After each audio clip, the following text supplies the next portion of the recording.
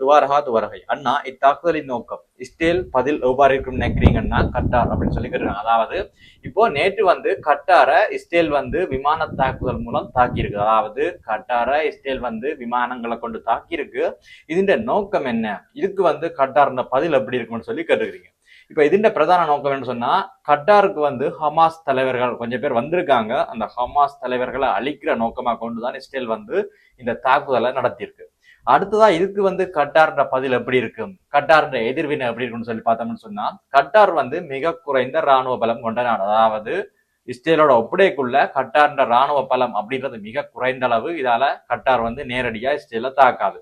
அதையும் தாண்டி இஸ்ரேல கட்டார் தாக்கிச்சுன்னு சொன்னா, கட்டார் இஸ்ரேல் திருப்பி தாக்கக்குள்ள உடனடியா அங்க போர்ச்சூழல் சீரியஸ் ஆகுது. அப்ப இதை கருத்துல கொண்டு கட்டாருக்கு உதவியா மத்திய கிழக்கு நாடுகள் ஒன்று சேரும்.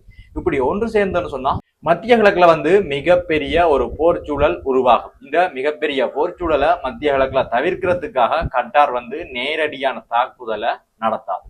மாறாக கட்டார் எப்படியான நடவடிக்கை எடுக்கணும்னு சொன்னா, கட்டார் ரெண்டு வழிகள்ல நடவடிக்கையை மேற்கொள்ளும்.